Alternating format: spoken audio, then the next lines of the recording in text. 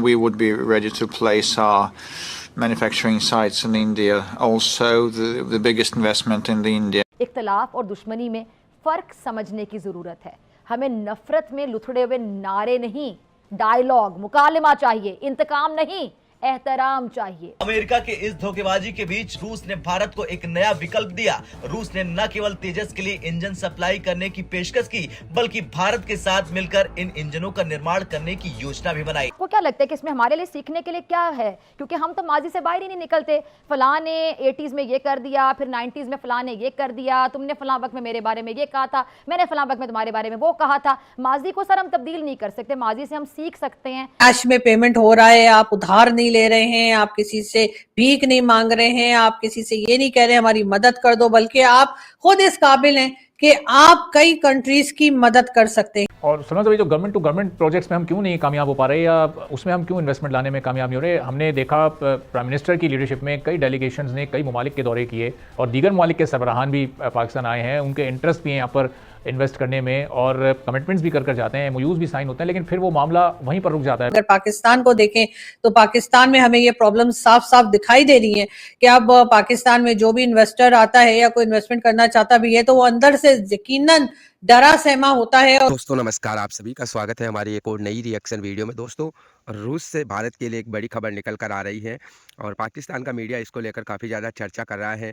कि रूस के जो प्रेसिडेंट है व्लादिमीर पुतिन, उन्होंने एक समिट के दौरान भारत में जो है ना मेगा इन्वेस्टमेंट को लेकर उन्होंने बात कही है कि वो प्राइम मिनिस्टर मोदी जी की कई सारी ऐसी नीतियां हैं, कई सारी ऐसी योजनाएं हैं, उनसे वो प्रभावित है और वो चाहते हैं कि रूस भारत के अंदर जो है ना बड़ा निवेश करे। इसके अलावा भी तेजस इंजन को लेकर भी खबरें आ रही है कि रशिया भारत के साथ में मिलकर उनका निर्माण जो है ना वो भारत में ही करना चाहता है। तो अब इसके ऊपर पाकिस्तान का मीडिया क्या कुछ रिपोर्टिंग कर रहा है वो हम इस वीडियो में देखेंगे। तो वीडियो पूरी देखना, लाइक करना, शेयर करना।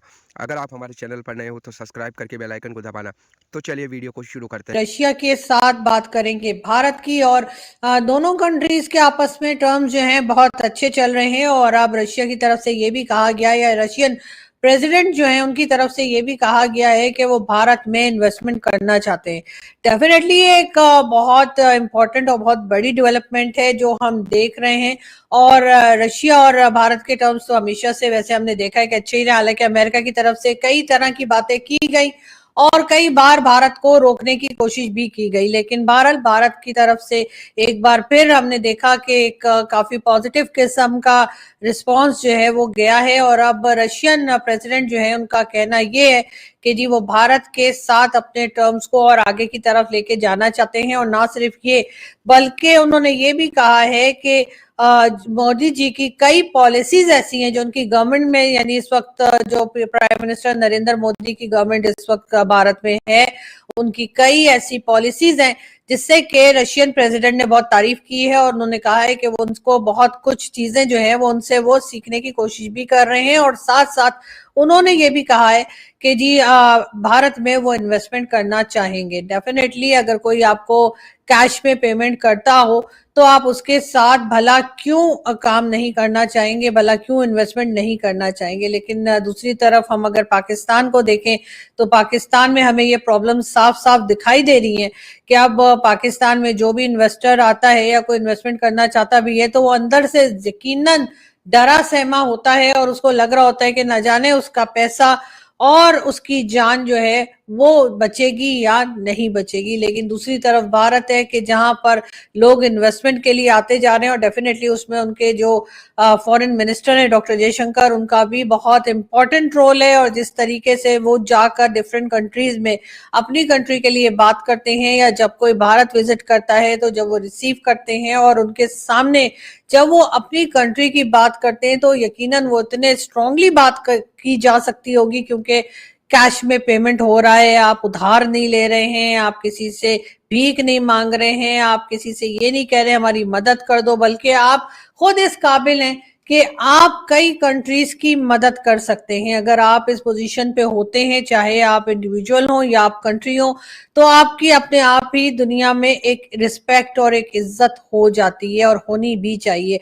बात हम करेंगे एक बार फिर सऊदी अरेबिया की। सऊदी अरेबिया से पाकिस्तान ने $3 बिलियन का लोन ले रखा है और आज उसको वापस करने की आखिरी डेट थी और अब ये तारीख बढ़ा दी गई है और कहा यह जा रहा है कि सऊदी अरेबिया ने 1 साल के लिए और इस जो $3 बिलियन पाकिस्तान के पास रखे हैं, यानी ये बैंक में दिखाने के लिए और कहे कि टच करने का नहीं, खर्च वर्च मत कर देना, ये नहीं कि जाकर तुम लोग शॉपिंग कर लो। तो जी हाँ, अब 1 साल के लिए पाकिस्तान को टाइम और मिल गया है और MBS के साथ जो इस वक्त शहबाज शरीफ साहब, अभी आपने देखा ही था कि वो वाटर शॉर्टेज या वाटर के ऊपर जो कॉन्फ्रेंस में गए थे और बैठ के और MBS के साथ गुटरगू कर रहे थे। तो मुझे लगता है कि वो यही कह रहे थे अभी छोड़ दो ना, बाद में ले लेना पैसे, कौन से हमारे पैसों पे जी रहे हो तुम लोग, तो इधर डांस करवा रहे हो तो उधर कंसर्ट्स करवा रहे हो, अब तो बस पैसा ही पैसा होगा, इसलिए कि इतने सारे लोग आएंगे, टूरिस्ट आएंगे और हज उम्रे वाले तो अलग से आते ही हैं। तो हो सकता है शहबाज शरीफ साहब ने कुछ इस किस्म की चीजें कहकर और MBS को तैयार कर लिया हो या मना लिया हो कि अभी वो पैसे जो आपने हमें दे रखे थे अभी 1 साल के लिए और रहने दो ना, हम उसे देख देख के आंखें सेका करते हैं, तो हमारे उससे हमें पैसा देखकर हमें बड़ी खुशी मिलती है। तो आप ऐसा करें कि वो पैसा आपका ही है लेकिन उसे कुछ टाइम के लिए और हमारे पास छोड़ दें।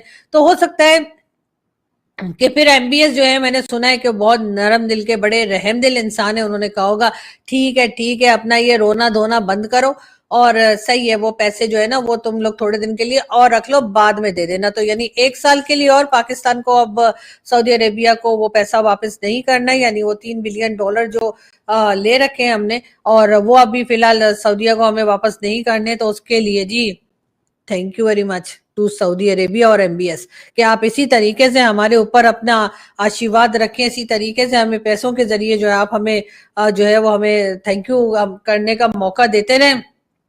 हमारा क्या है जी, 1 साल के बाद हमने वैसे ये नहीं सोचा, गवर्नमेंट ने हरगिज ये नहीं सोच के रखा होगा कि 1 साल के बाद क्या करेंगे। उन्होंने सोचा होगा 1 साल के बाद कोई नया चूरन ले आएंगे, कोई नई ट्रक की बत्ती के पीछे लगा देंगे। लेकिन देखते हैं जी, 1 साल भी निकल ही जाएगा, मगर बहरहाल अभी के लिए तो बला टली और फिलहाल के लिए MBS ने कहा है कि ठीक है रख लो, बाद में या हबीबी हैया वापस कर देना मेरा पैसा भैया। लेकिन आप देखते हैं क्या होता है। बहरहाल एक ये तो खैर हमारे पास अच्छी खबर थी, ये तो हमने आपको बता दी, लेकिन एक जी बुरी खबर भी है और बुरी खबर है भाई लोग की तरफ से, यानी भाई लोग के लिए। भाई लोग ने जी एक मीटिंग की है, जी हाँ, एक बड़ी लंबी चौड़ी उन्होंने जो है वो 2 दिन की उनकी कॉन्फ्रेंस चल रही है और उस कॉन्फ्रेंस में ये बताया जा रहा है कि तकरीबन जी 82 बताया जा रहा है कि conference 84th formation commanders conference थी ये, 82 नहीं 84 है। अच्छा, आप लोग को फिर ये ना कहिएगा मैंने गलत बता दिया, ठीक है। 84th फॉर्मेशन कमांडर की जो कॉन्फ्रेंस है वो थी हमारे यहाँ और उसमें जी यहाँ से वहां तक भाई लोग भरे हुए थे। हमने तो टीवी पे देखा है लेकिन पूरे हॉल में बस भाई लोग थे और भाई लोग का कहना ये था, देखो जी फेक न्यूज फैलाने वालों को हम छोड़ेंगे नहीं। मतलब ये कि फेक न्यूज बोले तो आप लोगों के बारे में कोई फेक न्यूज फैलाई गई है क्या?